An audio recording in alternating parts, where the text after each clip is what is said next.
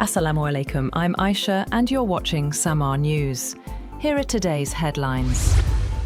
US President Donald Trump has urged Iran to get smart soon and sign a deal, following days of deadlock in efforts to end the conflict and a media report that the US would extend its blockade of Iran's ports. In a post on Truth Social, Trump said Iran couldn't get its act together. He said they don't know how to sign a non-nuclear deal without explaining what such a deal would entail. Iran wants some kind of US acknowledgement of its right to enrich uranium for what it says are peaceful civilian purposes.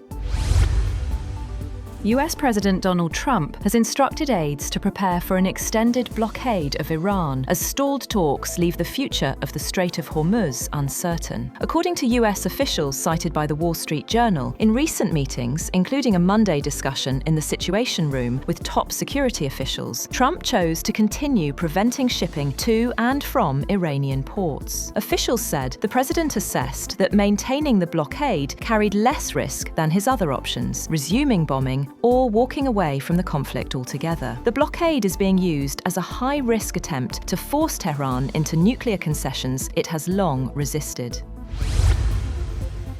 The Pentagon says the US war in Iran has cost around $25 billion so far, marking the first official estimate of the conflict's price tag. A senior defense official told lawmakers that most of the spending went toward munitions. The United States began strikes on Iran in late February, with a fragile ceasefire now holding.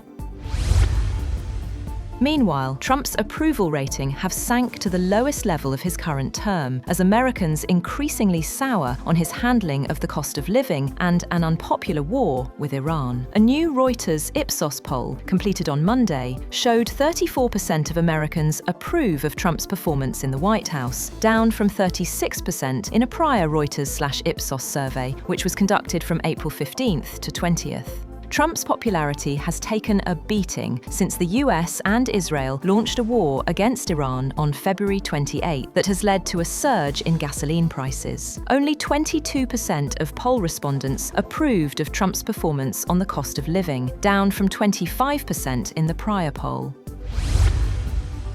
US intelligence agencies are studying how Iran would respond if President Donald Trump were to declare a unilateral victory in the two-month-old war. Two US officials and a person familiar with the matter said the goal is to understand the implications of Trump potentially pulling back from a conflict that some officials and advisors worry could contribute to deep Republican losses at the midterm elections later this year. White House spokeswoman Anna Kelly said the US is still engaging with the Iranians on negotiations and would not be rushed into making a bad deal.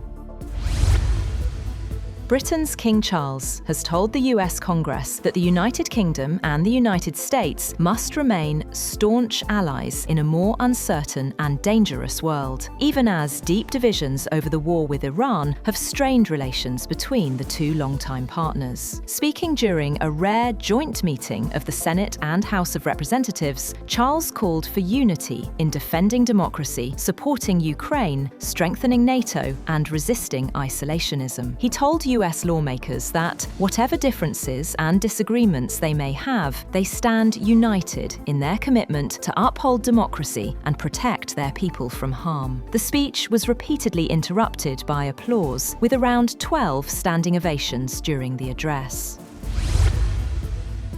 US President Donald Trump has said that Britain's King Charles III shared his view that Iran should not be allowed to acquire a nuclear weapon, raising the sensitive issue of the Middle East conflict during a White House state dinner for the visiting monarch. Speaking at the dinner honouring King Charles and Queen Camilla, Trump said his administration was engaged in a little Middle East work and claimed the situation was going well. He said they had militarily defeated that particular opponent and were never going to let that opponent ever have a nuclear weapon. In his own remarks after Trump, King Charles did not mention Iran, the Iran war, or Trump's claim about his views.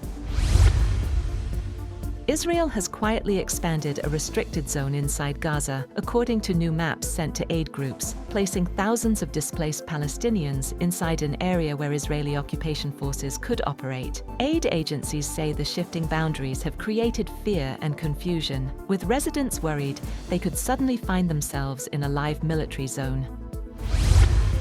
That's all for now. For more updates, visit www.samaa.tv. Thank you for watching Samaa News.